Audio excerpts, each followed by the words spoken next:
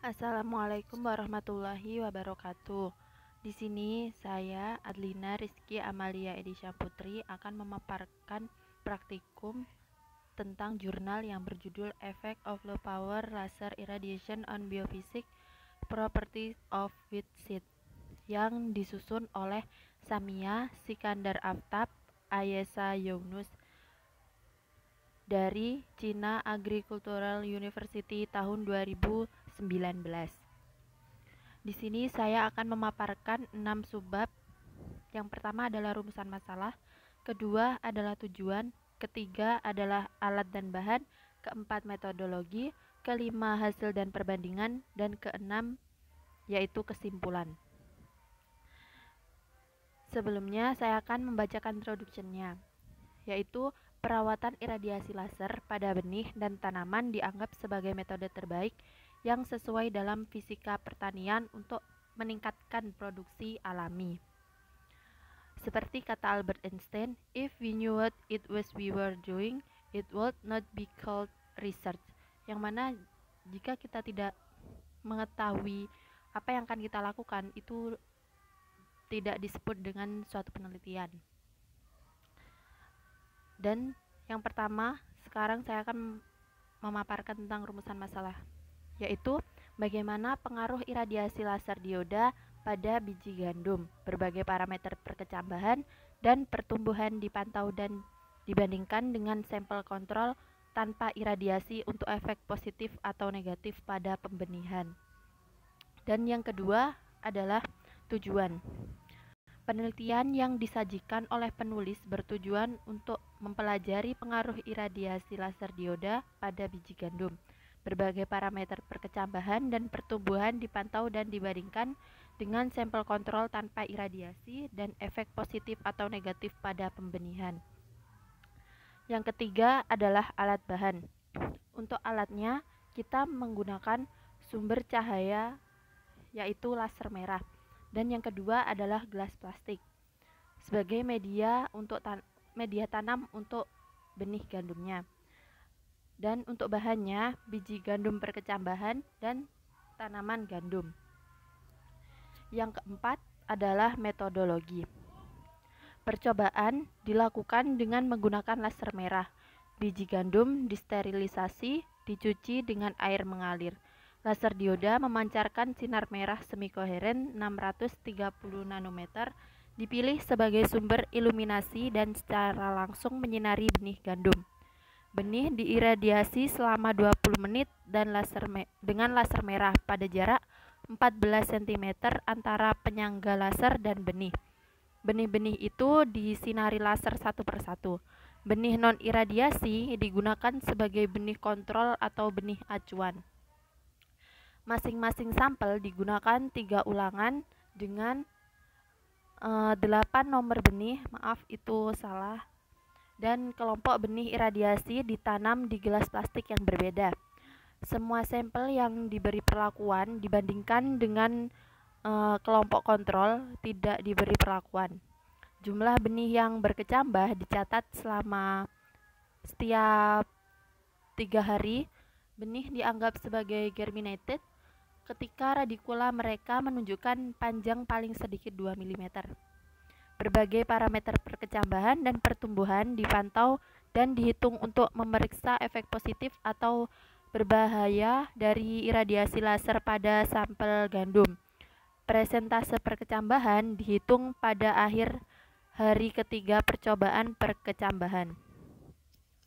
Nah, untuk presentase perkecambahan dihitung dengan menggunakan rumus jumlah biji perkecambahan dibagi total biji dikali 100%, di mana yang pertama dengan menggunakan laser kita melakukan pengulangan sebanyak 3 kali, yang mana ulangan yang pertama menghasilkan presentase germinasi sebesar 50%, yang kedua 62,5%, dan yang ketiga adalah 75%.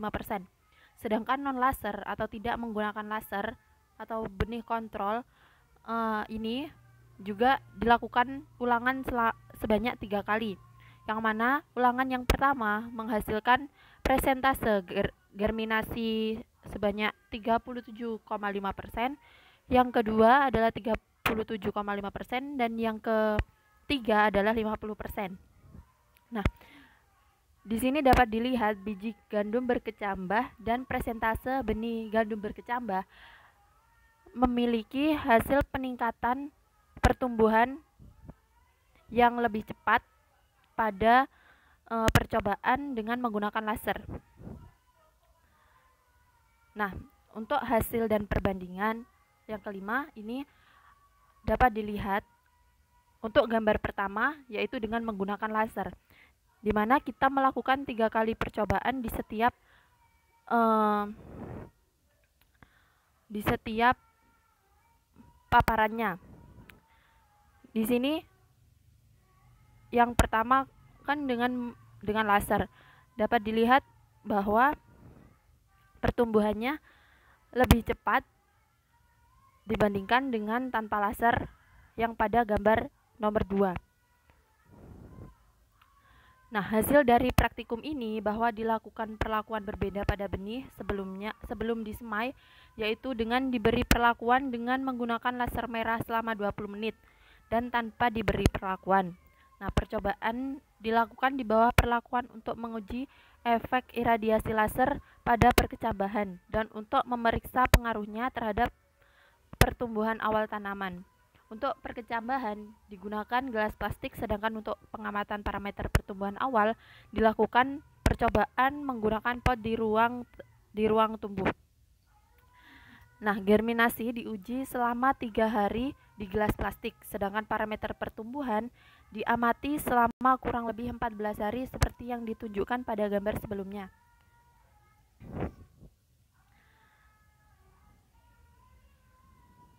Dan ini merupakan hasil tabel data percobaan pengukuran tanaman dan benih gandum perkecambahan, yaitu dengan dan tanpa menggunakan laser. Untuk yang pertama dapat kita lihat pada laser pada tanaman yang menggunakan laser pada gelas pertama, sampel pertama. Di situ kita dihasilkan panjang kecambah atau benih dalam satuan sentimeter sebesar 0,8.